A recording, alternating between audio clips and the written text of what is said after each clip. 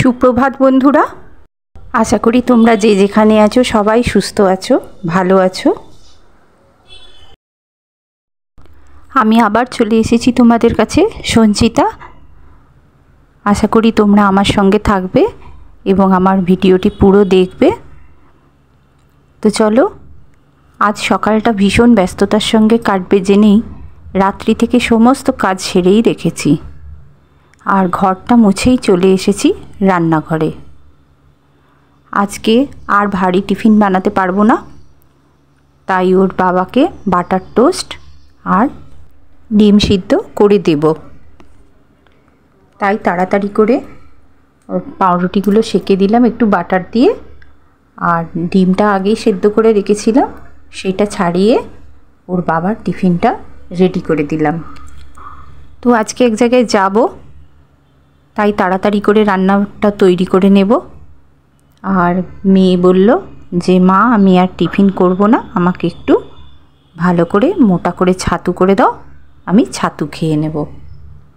তাই ওর বাবাকে ডিম সেদ্ধ বাটার টোস্ট দিয়ে ডিমটা রেডি করে দিলাম বাবার।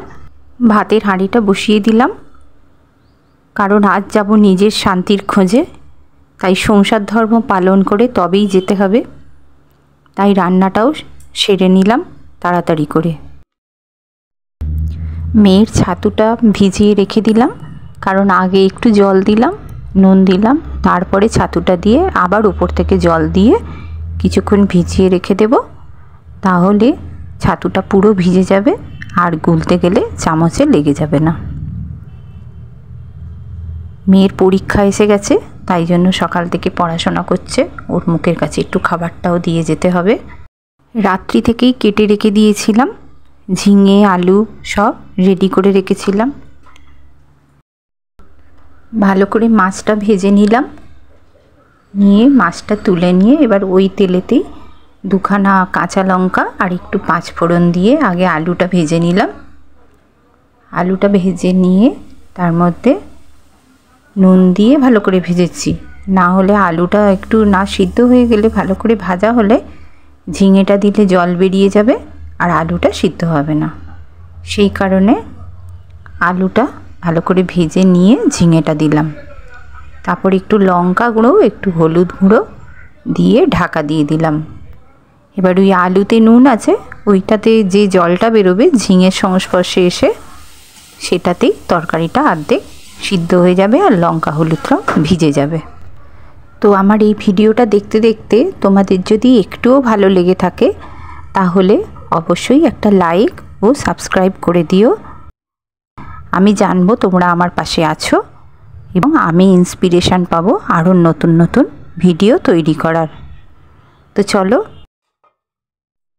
ওদের রান্নাগুলো শেষ হয়ে যেতে সমস্ত গুছিয়ে দিয়ে বললাম ওদের বেড়ে খেয়ে নিতে দুপুরবেলা, আর আমি স্নান চলে গেলাম।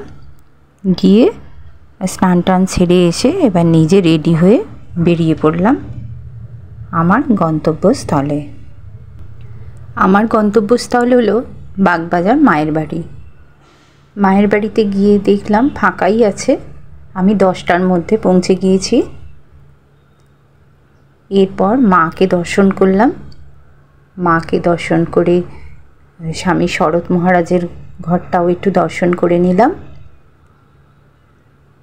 এবার তাড়াতাড়ি করে ওখান থেকে দর্শন করে নেমে এলাম, কারণ এবার যাব ঠাকুরের বাড়ি। মায়ের বাড়ির সামনে থেকেই অটো ধরলাম। মায়ের বাড়ির সামনে দিয়ে কয়েকটা হাতে গোনা বাস যায়, সেগুলো ঠাকুরের বাড়ির সামনে দিয়েও যায়। ওখান থেকে অটোটাই প্রেফার করলাম, অটোতে উঠে চলে গেলাম ঠাকুরের বাড়ি কাশীপুর উদ্যানবাটি। কারণ এখান থেকে অটোতে ভাড়া নেয় 20 টাকা, আর 10 মিনিটের রাস্তা, বেশিও না। গেলাম কাশীপুর উদ্যানবাটি।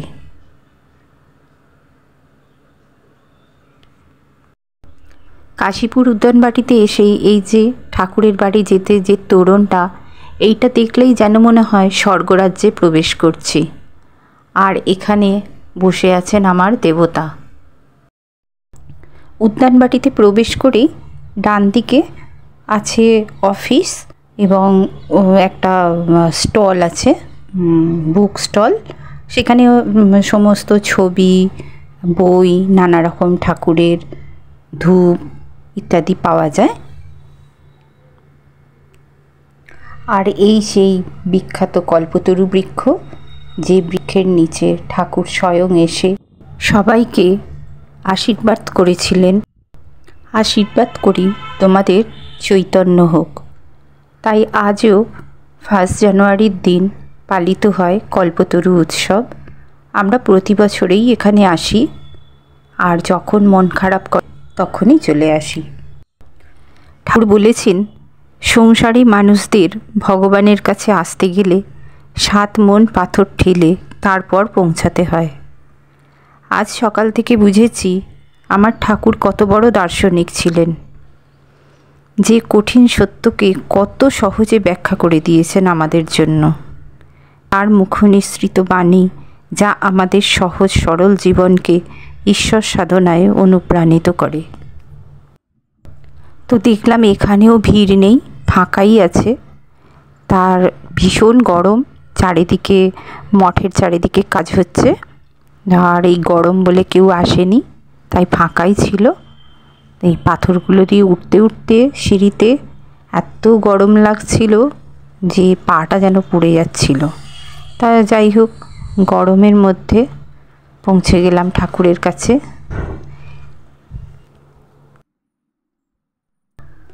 মা বলেছেন এটা হলো পবিত্র তীর্থভূমি, যে একবার আসবে তাকে বারবার আসতে হবে। সত্যি বারবার আসতে ইচ্ছা হয়, মনে হয় এখানে এলে জীবনের যে সুখ পাওয়া যায় তার বিশ্বব্রহ্মাণ্ডে কোথাও নেই। তাই সব ফেলে ছুটে আসি বারবার এই ঠাকুরের কাছে আর মায়ের কাছে। যতই দেখি মন আর যেন ভরে না।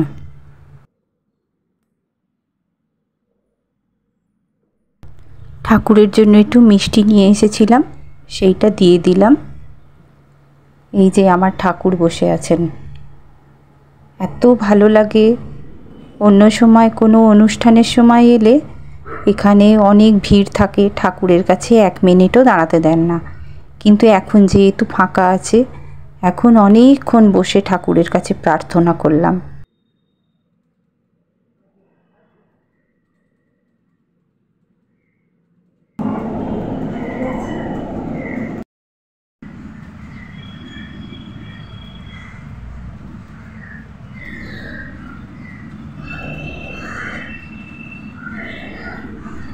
যেহেতু এখানে ভিড় নেই, তাই উপর থেকে এরম সুযোগ তো কোনো সময় পাই না, তাই উপর থেকে পুরো বাগানবাড়িটা ভালো করে দেখলাম। এত সুন্দর লাগছিল, এত নির্মল লাগছিল যে এখানে এলে যে শান্তি তা মুখে বলে বোঝানো যাবে না। অন্য সময় এলে, শীতের সময়, এগুলো পুরো গাছে ভর্তি থাকে।